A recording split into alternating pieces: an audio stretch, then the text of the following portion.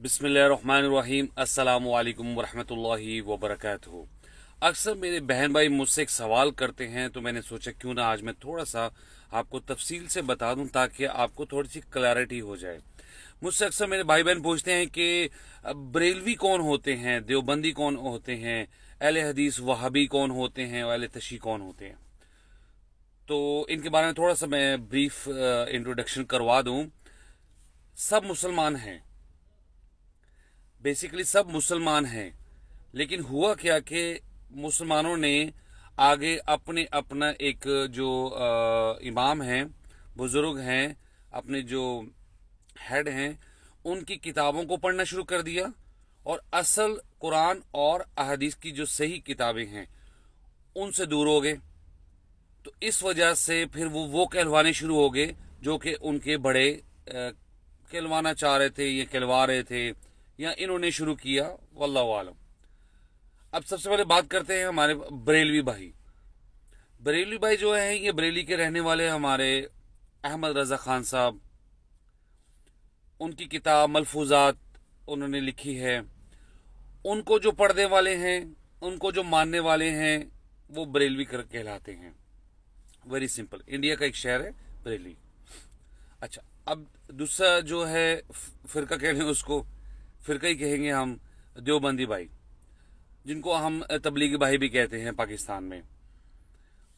देवबंद के रहने वाले मौलाना मोहम्मद जिक्रिया साहब, उन्होंने लिखी फजाइल अमाल फजाइल सदक़ात किताब लिखी, और हमारे देवबंदी भाई जो तबलीगी भाई हैं ये उस किताब को ज़्यादातर पढ़ते हैं।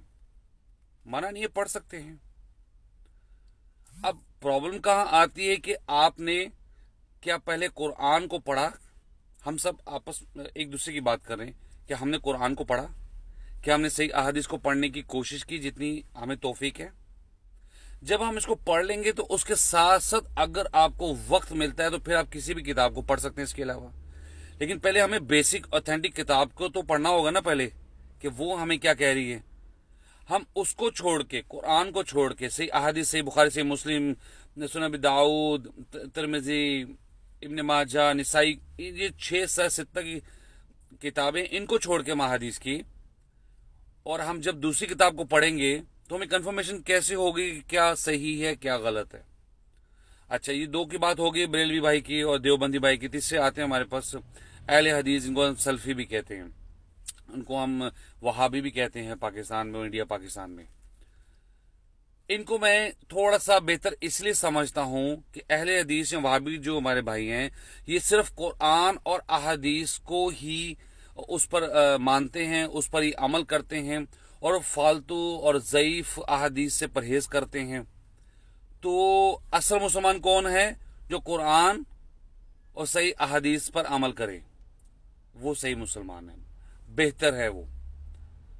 तीसरे हमारे अहले तशी भाई। अहले तशी भाई हैं, उनकी अपनी किताब है, उनका अपना हजरत अली अहले बैत के मानने वाले। सवाल ये पैदा होता है, क्या कोई भी मुसलमान जो है, क्या वो अहले बैत का एहतराम नहीं करता? सवाल ये है। डेफिनेटली करता है, हो ही नहीं सकता। वो मुसलमान ही अच्छा नहीं हो सकता कि अगर वो अहले बैत का उनसे मोहब्बत ना रखे। तो अहले तशी भाई जो हमारे हैं, इन्होंने क्या किए गए, अपनी किताब के हिसाब से वो अपनी तरफ ही चल पड़े।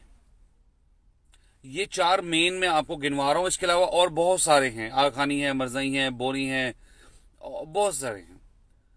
अब जब मैं कुरान में सूरत इमरान जो तीसरी सूरत है उसकी 103 नंबर आयत के बारे में अगर मैं आपको बताऊं, तो वो आयत हमें क्या कह रही है? बिस्मिल्लाहिर्रहमानिर्रहीम, वअतसिमू बिहब्लिल्लाहि जमीअन वला तफर्रकू। अल्लाह ताला की रस्सी को मजबूती से थामे रखो और तफरके में ना पड़ो। ला तफरकू, फिरके ना बनाओ, तफरके में ना पड़ो। तो कुरान तो हमें यह हुक्म दे रहा है, यानी कि अल्लाह ताला हमें यह हुक्म दे रहे हैं कि हमने ला तफरकू, फिरके नहीं बनाने। तो अगर मैं अपने आप को बरेलवी, देवबंदी, वहाबी, अहले तशी, शिया अपने आप को कहलाते हैं, तो फिर क्या हम इस आयत के मुताबिक हम अमल कर रहे हैं कि नहीं कर रहे?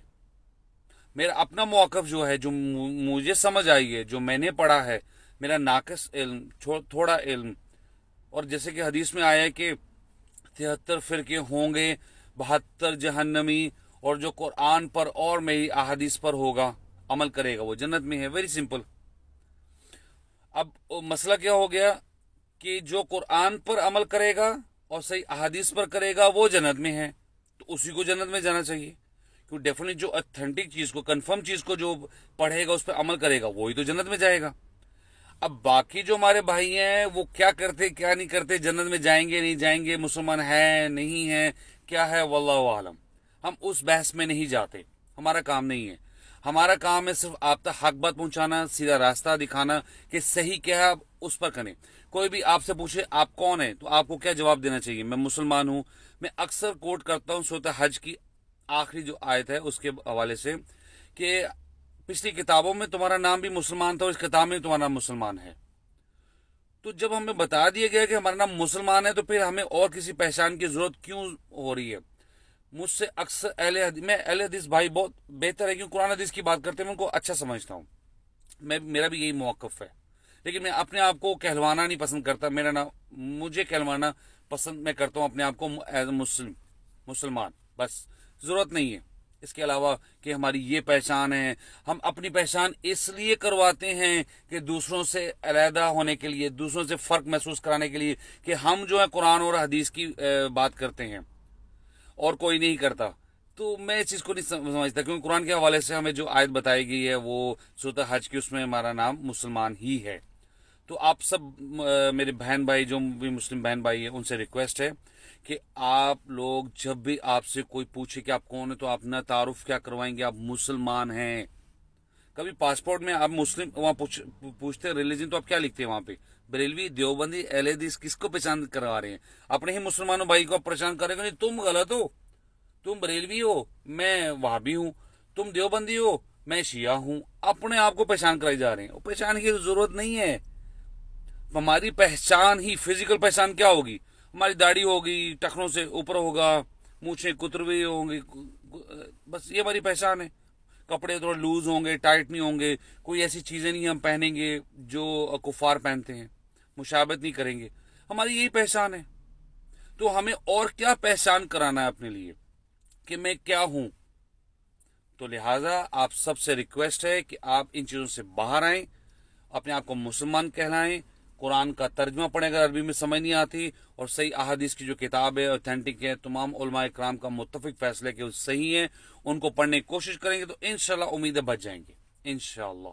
अगर इसके बाद भी आप लोग अपने ही उस पर डटे रहे तो ठीक है, फिर वही जो बात है कि जो गलती नहीं करता वो फरिश्ता है, जो गलती करके डट जाए वो शैतान है, और जो गलती करके तौबा कर ले वो इंसान है।